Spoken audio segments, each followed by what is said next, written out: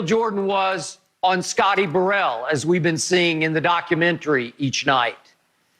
In the end, it's one shot after another from Hall of Famers or highly credible sources, and this one might have topped the list because, to your point, Shannon, and I'm glad you made that point, even the great Shaquille O'Neal, and we're going to talk in our next topic about where he does rank versus LeBron, but even the dynamic, dominant Shaq Diesel is giving it up to Michael Jordan and saying, hey, we're all the rest of us, all the greats, all the pantheon, we're all 7s and 8s compared to that one guy who was a 10. And there are no 9s, says Shaquille O'Neal. What's his credibility? Well, obviously he won 4 championships. He had 3 finals MVPs. And guess what, ladies and gentlemen? He actually played 1 year in Cleveland with LeBron James. Unfortunately, that was the year in 2010 that ended with LeBron ending his first go-around in Cleveland by being accused by the owner, Dan Gilbert, of quitting against the Boston Celtics. So clearly, Shaq saw up close and personal that LeBron against the Celtics just shrank, melted, disappeared in games 4, 5, and 6. What's that? Was that the MVP season? Was that the back-to-back season at which LeBron won MVP? I think 9 and 10. He won MVP. But go ahead.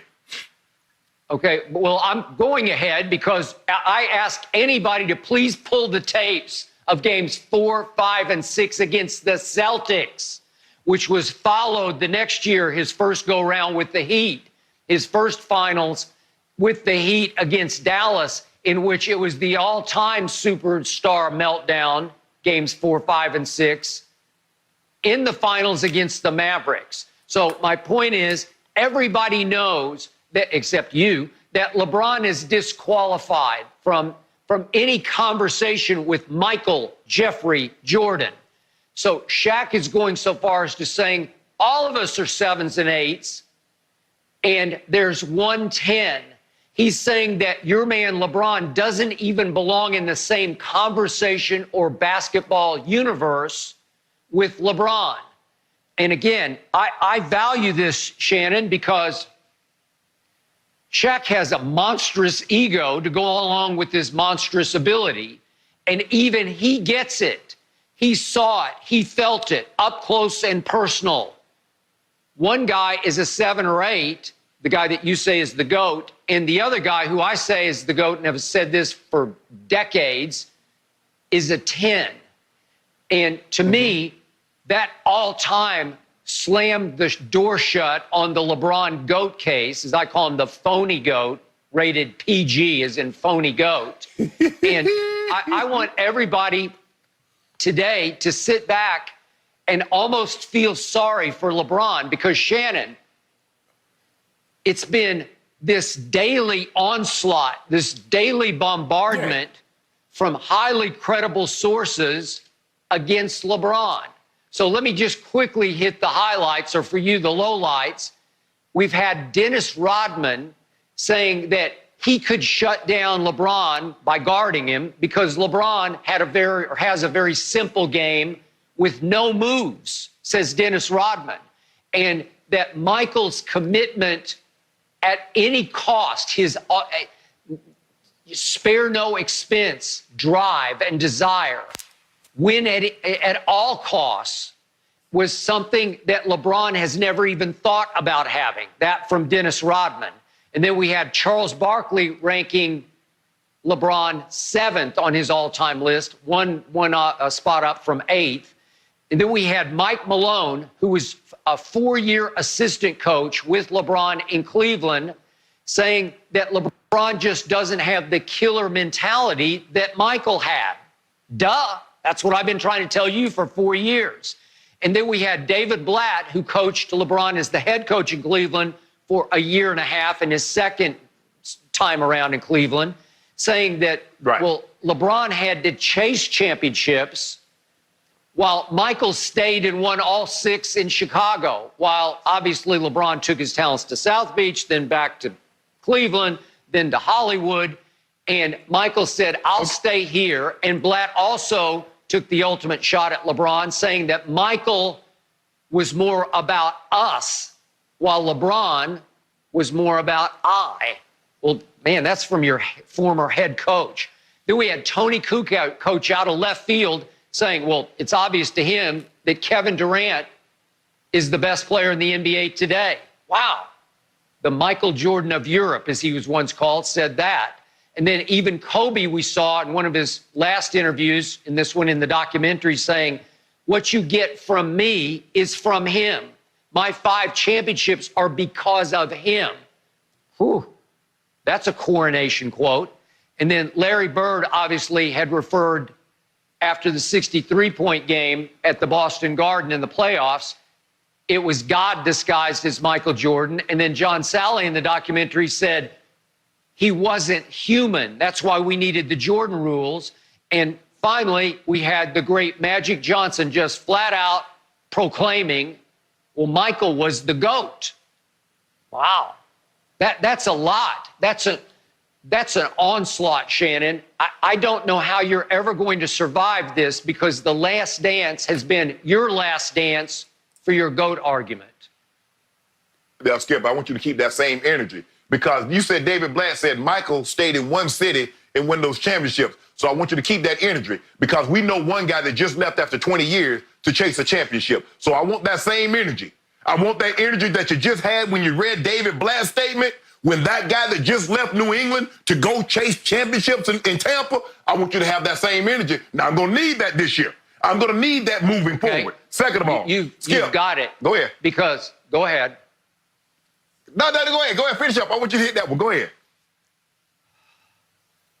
Tom Brady obviously got pushed out the back door over the last 3 years by a head coach who wants to prove he can win without Tom Brady.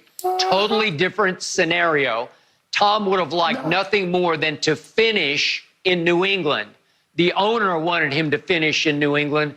The head coach that you call the GOAT coach, wrong, wants to show he can do it with Jared Stidham.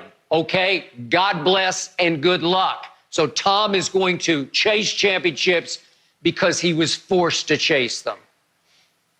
Well, LeBron James would have loved nothing more to spend his entire career in Cleveland had Dan Gilbert could have brought talent around him in order for him to succeed. Because remember, Skip, in that letter in which he typed up an email or however it got out, he says he will win a title before the self-proclaimed king. So he was going to show that I can win a title without GOAT James. That being past that now, Skip. Now, you said accusation. The owner accused LeBron James of quitting. How many times have people accused Shaq of being lazy, of Shaq of not playing hard? And again, I say an accusation is not fact. An accusation is not truth. That is not an admission of that is being the case or not, Skip Bayless. So we need to stop with these accusations. I hate that.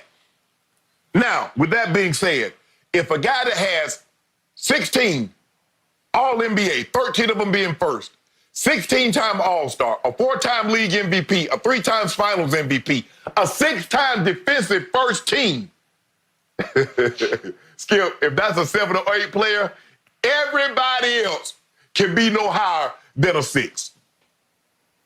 So Kareem with 6 MVPs, 6 championships, all-time leading scorer. What is he? What's Wilt? What's Russell? What's Bird, Magic? I just want to know what are they? What are they? Skip, I mean, really? They're all 8s. Man, you out your mind, Skip. Like I said, I got no problem. If Shaq want to say Jordan is the best, I got no problem with Shaq saying he believes that Michael Jordan is the greatest player of all time and saying that he's a 10. But to say that there's no one close, that's like saying there's no one even close in intelligence as Albert Einstein. Well, Skip, we might not develop the theory E equals M squared or develop the H-bomb, but that's entirely different. That doesn't mean that someone doesn't have the wherewithal, the mental intellect. That just means they didn't come up with the formula to develop a bomb. Okay, fine, that's cool. Skip, there are musicians that's talented, but to say, oh, there'll never be a Bach, there'll never be a Strauss or a Beethoven, Tchaikovsky, come on, Skip. Really? To say Shannon, there's no one close? Shannon, in a few minutes, we're also that. going to get into another topic in which Doc Yes. Rivers, now the coach of the Los Angeles Clippers, one of the greatest coaches ever, a championship NBA coach, says that Michael Jordan was the greatest superstar defensive player in the history of basketball. So Doc is saying everybody's missing the point that Michael was at least as dominant on defense as he was on offense. He won 10 scoring titles, but he also was 9 times first team All-NBA defensive. And in 1988, Michael Jordan won the scoring title and Defensive Player of the Year. That's how dominant he was on both ends of the floor. LeBron has had stretches where he was a very good defender, but trust me on this, not even in the same universe with Michael Jordan as a defender, a shutdown defender who could change the game on that end of the floor with his length and his strength and his killer will. He took games over because, as Doc said, there were nights I couldn't get the ball up half court, past half